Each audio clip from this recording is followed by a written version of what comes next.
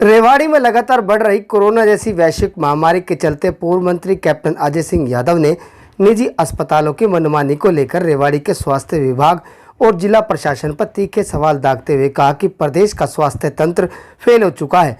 उन्होंने मुख्यमंत्री से मांग की कि वह निजी अस्पतालों द्वारा कोरोना संक्रमितों के परिजनों से मनमानी फीस वसूलने पर तुरंत प्रभाव से एक्शन लें और प्रतिदिन एक मरीज पर होने वाले खर्च को निर्धारित करें ताकि इस संकट की घड़ी में लोगों की जेब पर अतिरिक्त बोझ ना पड़े और सही इलाज मिले। कैप्टन रेवाड़ी के निजी स्कूल में बनाए गए 150 बेड वाले कोविड अस्पताल का निरीक्षण करने के बाद पत्रकारों से बात कर रहे थे। कैप्टन ने निजी स्कूल में बनाए गए 150 बेड के कोविड अस्पताल की अव्यवस्थाओं पर सवाल उठाते हुए कहा कि यहां सिर्फ 2 बेड पर ऑक्सीजन है और केवल एक चिकित्सक। ऐसे में किस काम का ये कोविड अस्पताल?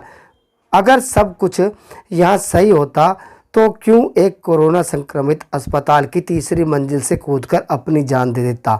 उन्होंने कहा कि यहां के निजी अस्पतालों में दिल्ली, गुरुग्राम और दूसरे जिलों के कोविड मरीजों का इलाज महंगे दामों पर हो रहा है और अपने जिले के लोगों को बेड तक नहीं मिल रहा। एम्बुलेंस चालक संकट की इस घड़ी में मनमाने दाम वसूल रहे हैं। उन्होंने रेवाड़ी और गुरुग्राम में सीएम दौरे को लेकर भी सवाल उठाए और कहा कि गुरुग्राम में सीएम दौरे के दौरान स्वास्थ्य विभाग के सीएमओ व एसएमओ भी उनके साथ थे और बीमारों की परेशानी तक को नहीं समझा।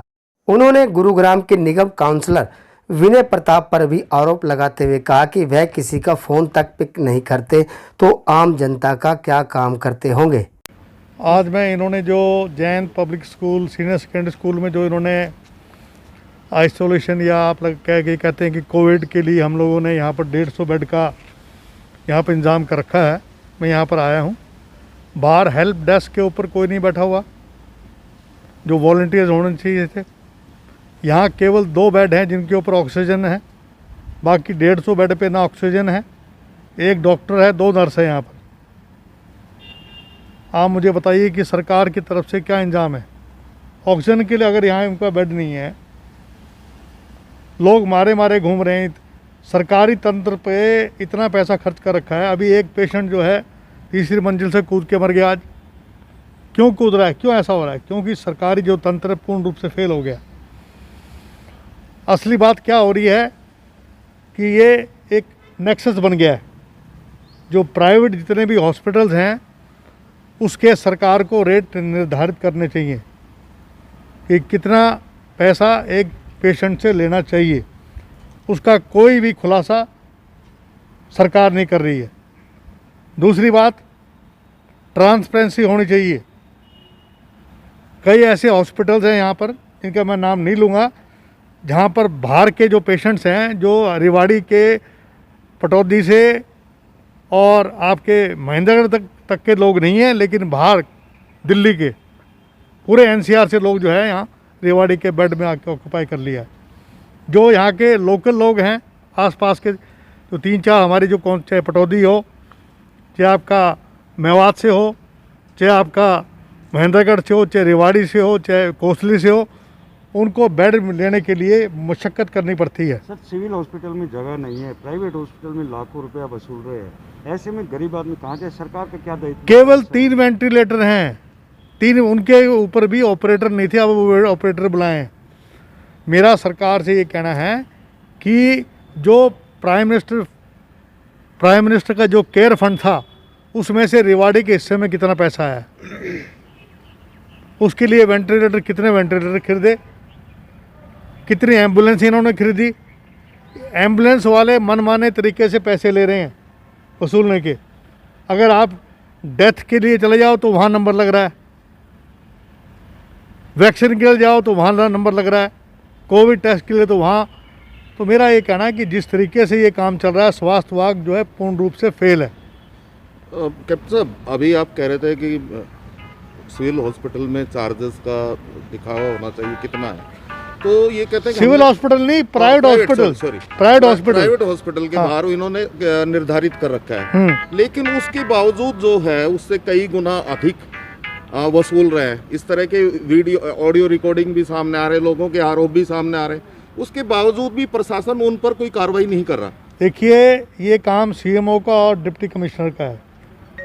आज मुख्यमंत्री जी यहाँ आ रहे हैं, जी मेरी उनसे अपील है कि वो इंस्ट्रक्शन देके जाएं, रेट फिक्स कर दें, एक बेड का कितना लेंगे एक दिन का। बाकी वो तो इंजेक्शन तो अपना खरीदता है पेशेंट, जी उसकी भी पता होना चाहिए कितने का है क्या है। हर चीज़ में पारदर्शिता लेके आएँ। अगर पारदर्शिता लेके नहीं आते हैं, इसका मतलब ये है कि यहाँ पर गदर मच रहा है। अब आज सीएम साहब का दौरा है, किस तरह देखते हैं इनको? कल गुड़गांव में थे, वहाँ गुड़गांव में आने से सारे जितने भी ऑफिसर थे, किसी से बात करो, कोई अवेलेबल कहाँ है जी, मुख्यमंत्री आ रहे हैं। अरे मुख्यमंत्री अगर आ रहे हैं तो कम से कम स्वास्थ्य विभाग के लोगों को तो ना बुलाएं। जो स्वास्थ्य विभाग का सीएमओ वहाँ बैठा हुआ है, एसएमओ वहाँ बैठा हुआ है, तो बल्कि वीआईपीज़ के आने से दिक्कत हो रही है। अगर उनने कोई इंस्ट्रक्शन ले रही हैं तो वो अपने वर्चुअल से कर सकते हैं। अगर मेरे पास, अगर मैं मंत्री होता तो मैं वर्चुअली बात कर लेता। सर, अभी एक दिन पहले अनिर्विश का एक बयान आया था कि अगर कोई वीआईपी मूवमेंट करता है तो उस दौरान पेशेंट्स को, जो कोरोना पेशेंट्स हैं या स्वास्थ्य की दृष्टि से देखें तो उस पर कोई फर्क नहीं पड़ना चाहिए। फर्क पड़ रहा है ना, मैं बता रहा हूँ। कल मैं जो म्यूनिसिपल काउंसलर एमसीजी के जो कमिश्नर हैं, वो नोडल अफसर हैं विनय प्रताप सिंह, उनको मैंने जो है 2 दिन तक लगातार फ़ोन करता रहा, फ़ोन नहीं उठाया। पता लगा कि मुख्यमंत्री आए हुए हैं। मैंने इसकी शिकायत स्पीकर साहब से करी, जो स्पीकर हैं, कि जो एमएलए हैं चिरंजीव राव, उसका फ़ोन नहीं उठाया, मेरा फ़ोन नहीं उठाया। उनने कहा मुझे लिखित रूप में दो। मैं स्पीकर को लिखित रूप में दे रहा हूँ कि विनय प्रताप सिंह जो म्यूनिसिपल कमिश्नर गुड़गांव है, वो बिल्कुल ना पब्लिक के फ़ोन उठाता है, ना लोगों को फ़ोन उठाता है, और पूर्ण रूप से 5 साल से ये अफसर यहाँ टिका हुआ है। 5 साल से गुड़गांव में। गुड़गांव की हालत ख़राब है, रेवाड़ी की हालत ख़राब है, बावल की हालत ख़राब है। कोई डॉक्टर्स, कोई जो व्यवस्था होनी चाहिए वो व्यवस्था नहीं मिल रही है लोगों को।